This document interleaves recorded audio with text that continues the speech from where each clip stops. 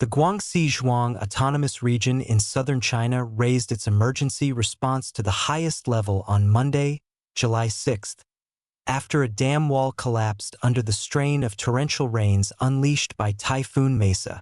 The storm, having already made landfall, retained an unusually high concentration of moisture even as its wind speeds diminished, allowing it to dump extraordinary volumes of rain across a wide swath of the region.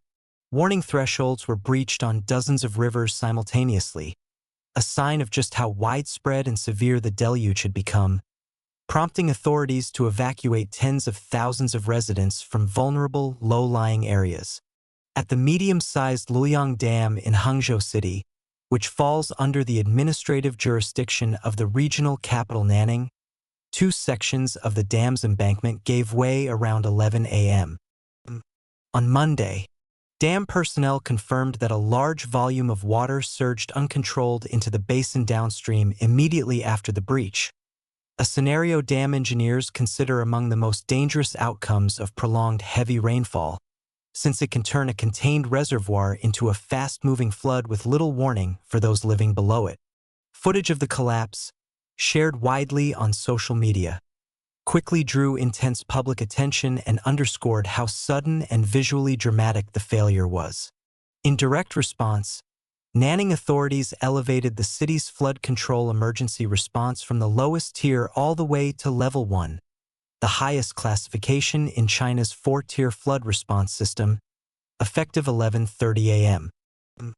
This system is designed so that each escalation triggers a specific set of mobilized resources, personnel deployments, and public warnings, meaning a jump straight to the top tier reflects how quickly officials judged the situation to be spiraling.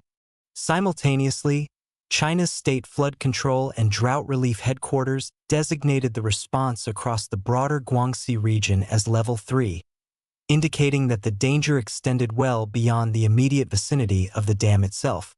Compounding this, the regional administration issued a separate decision raising the flood response level for both Nanning and Guigang to the highest tier, effective 4 p.m. The same day, effectively placing two major population centers under maximum alert within hours of each other. More than 300 residents living near the dam found themselves unable to leave because floodwaters had already submerged or blocked the surrounding roads, cutting off their usual evacuation routes. Rescue teams were forced to move them urgently to higher ground instead of following standard evacuation procedures. Despite the scale of the disaster, officials stated that no casualties had been reported at that stage, though the situation was complicated by a power outage in the dam area and increasingly unstable communications, which made it difficult for outside authorities to establish reliable contact with people on the ground and assess conditions in real time. The scale of the rainfall becomes clearer when looking at the monitoring data. Between Sunday morning and Monday morning alone, water levels at 82 separate monitoring stations spread across 65 different rivers rose above their designated warning thresholds, at some points exceeding those thresholds by as much as 5.8 meters. An extraordinarily large margin that reflects just how much rain fell in such a short window. At the Guangdong Hydrological Station, water levels reached 42 meters by Monday afternoon, a reading officials classified as critical.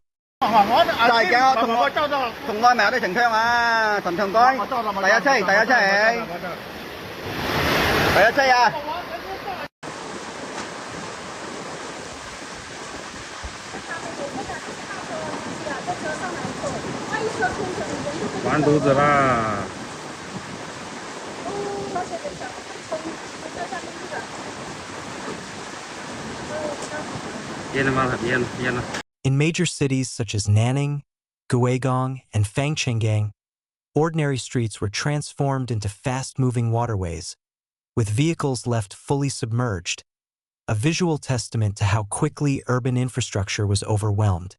Along the Dongbanjiang River in Binyang County, part of Nanning's jurisdiction, the water level surpassed its warning threshold by 5.33 meters, triggering what officials described as a once-in-50 years flood event in the town of Guangxi. a phrase used in Chinese disaster classification to signal an event whose statistical rarity places extraordinary strain on infrastructure never designed to handle it. Roads in the area were submerged up to the height of a building's second floor, forcing many residents to abandon efforts to protect their vehicles at ground level and instead move them to higher elevations.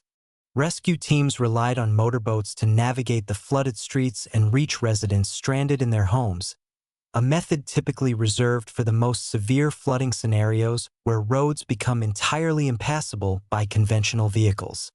The Fangchenggang district of Fangchenggang City was struck by extremely heavy rainfall on Sunday, resulting in severe flooding that left a lasting impression on residents who lived through it. One resident described overwhelming panic as floodwaters rose inside his own home, saying that fear only began to subside once armed police teams physically arrived to assist him, a detail that speaks to how quickly the flooding progressed from an outside threat to a direct, personal emergency. Another resident remarked that this typhoon felt distinctly more powerful than previous storms they had experienced, recalling the disorienting experience of waking up already surrounded by floodwater with little warning beforehand. In two villages under Fangchenggang's administrative control, floodwaters reached depths of approximately 1 meters, enough to make many streets impassable on foot.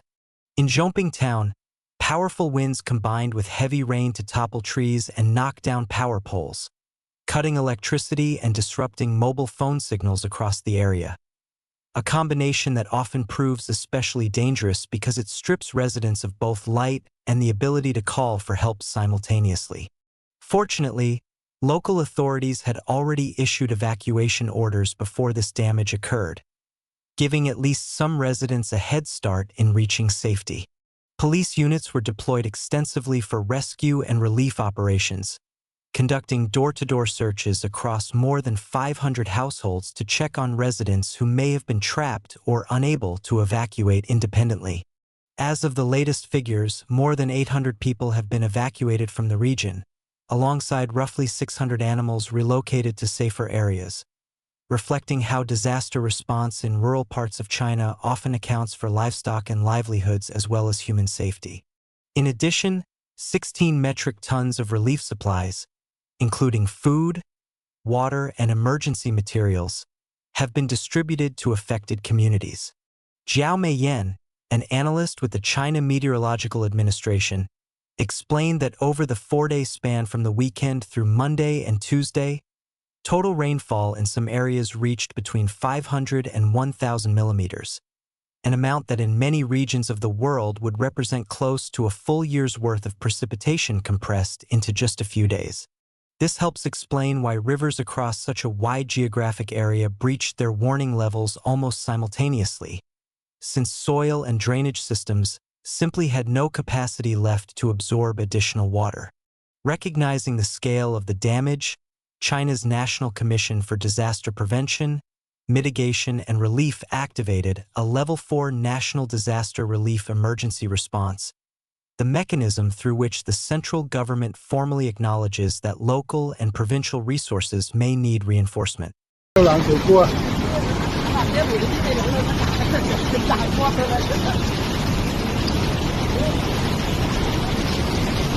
A task force was dispatched to the region to assess conditions on the ground firsthand, provide basic life support assistance to local governments still struggling with damaged infrastructure, and help guide the broader disaster relief effort as it unfolds. On the financial side, the National Development and Reform Commission announced it has allocated 100 million yuan, roughly $13.9 million, from the central government budget specifically to support post-typhoon emergency recovery. Officials clarified that these funds are earmarked for a range of urgent needs: search and rescue operations still underway, temporary shelter for the thousands of people displaced from their homes, the elimination of immediate hazards such as unstable structures or blocked waterways, formal assessment of secondary disaster risks like landslides or further dam stress, and the physical repair of homes damaged by the flooding. In parallel, China's Ministry of Emergency Management, and other relevant agencies convened a joint consultation meeting focused specifically on flood control and typhoon response strategy going forward. The meeting emphasized the need for strengthened risk assessment protocols, closer real-time monitoring of small and medium-sized rivers that are often overlooked compared to major waterways but can flood just as dangerously, and improved early warning systems paired with more effective evacuation measures.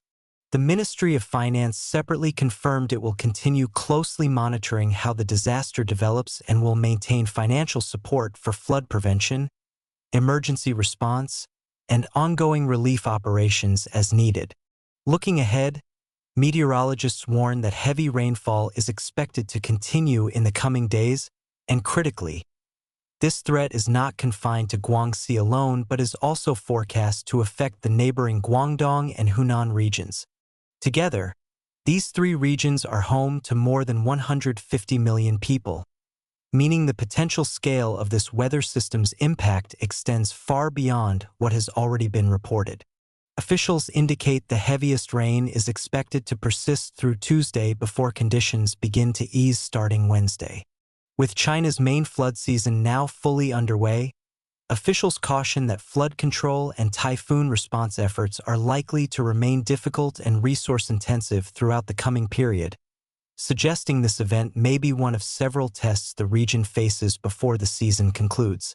If you found this video valuable, please consider subscribing to Storm Strike for continued in-depth reporting on major weather events and disaster response around the world. Should this video have provided useful insight, a like would be greatly appreciated, as it helps this content reach more viewers who rely on timely, accurate updates. Don't forget to click the notification bell so you never miss our latest coverage as new developments unfold. We also encourage you to share your thoughts, questions, or experiences in the comments section below. Your engagement helps us understand what matters most to this community and shape future coverage accordingly. Thank you for watching, and stay safe.